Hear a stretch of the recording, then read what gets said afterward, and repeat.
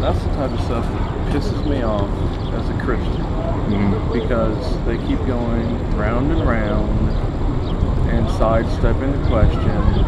And so you did notice him sidestep my question? Yes, all the time. Okay. And that's what. Because sometimes I wonder if it's just me and I'm just misunderstanding their point. What pisses me off the most about people that do this crap, you know, and that's why I like to talk to, you know, different people and get their view on stuff. Like, do I believe in, you know, Muslim religion? No, but I want to talk to one that's not going to go all jihad on me and explain why he thinks he's right. Yes. And that, sir, is why the fuck I'm out here. Because I want to know if these jokers are right, or if you're right, or if the Muslim's right. You know. Hey, are you on Facebook? I'm on Twitter. Would you be interested in talking to one of my pastors? Absolutely. Because but here's the thing, man. Tell you what, I don't want to debate. I think I told you this before. And that's what they were accusing me of doing. No, and see, that's what I love about my pastors is they don't debate. Like for instance, our senior pastor was at Don Pablo's restaurant. It's a Mexican restaurant. Yeah. And he was sitting next to a table full of homosexuals. He was minding his own business, and this is the wrong thing to do with Dan, is lean over, hey, what do you think about this? And he goes, well, first of all, I need to The gay men at the table leaned over to him, or he leaned over to them? Yeah, they leaned over to him. What did they ask him? Just a general pass the salt? What do you think of homosexuality? Oh, wow. Yeah. Was he wearing clothing that would identify him as a pastor? No. Okay. But this is what he does. He goes, first I must tell you that I'm a pastor, but I'm going to tell you why what you do is wrong scientifically and leave the Bible totally out of it. Oh, wow. I would have loved to have been on a fly on that wall. And man, he is just, he's brilliant. And that's what I would love to get into a conversation, listen to you and him go back and forth, because I think that it would be a really good debate, and I don't even know that you guys would have to bring the Bible into it. Well, you use the D word, and I don't want to debate. What I would be more interested is understanding. More of a conversation. Yes. Okay. Okay. Yeah. Let me get your phone number. Actually, can you give me your email address, and I'll send you a link. Yeah. I'll send you a link to the video, and then you can just reply back to me there. Okay. You ready? 1 sec. How about if you just type it in? That might be better. I gotta hurry home to make sure my wife isn't cheating on me. And I'm sure he picked that example because, you know, that would be a nice, friendly example to use. All right, cool. Where are you going? All right, man. I really appreciate your time. And hey, no problem. Yeah, you know, I'd love to meet with your friend. We can maybe even do a Google Hangout or something online. You know.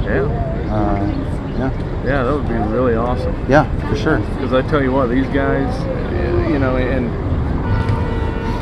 I don't know what your church was like when you went to church, but before my wife and I started going to this church, it was the same mundane pastor with the same stupid jokes and the this and the that.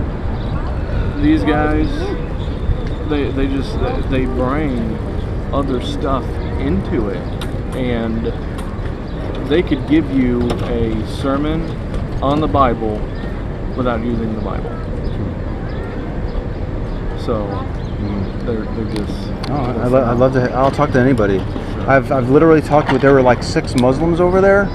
They were all praying, and Troy, the other guy, the guy in the middle, he was freaking out because they were like praying exactly where he stands. Really? It was priceless. But you know, I've talked to those Muslims. I've talked to a lot of Jehovah's Witnesses and Christians and a few Catholics.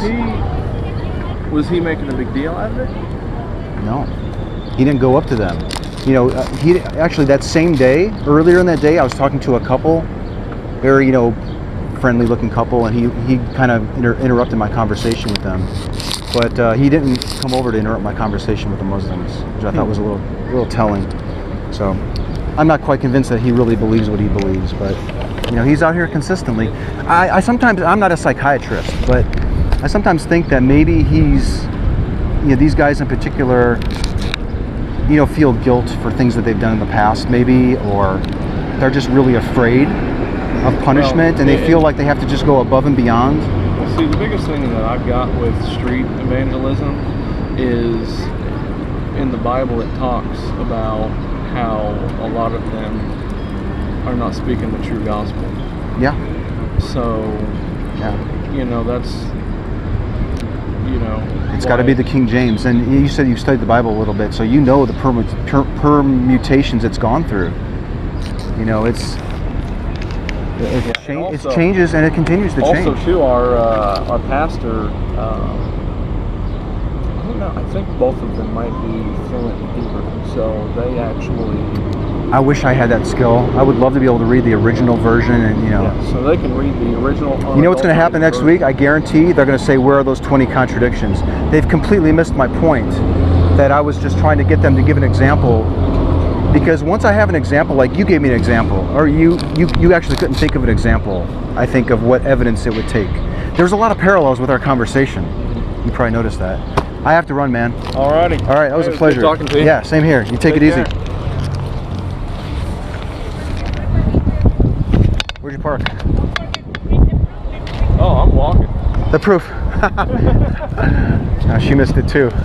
I'm off to the Tropicana. Where's? Oh, I think that's on my way. Do you want to ride? I'm just parked in this garage over here. No, I can walk. Okay. I want to see.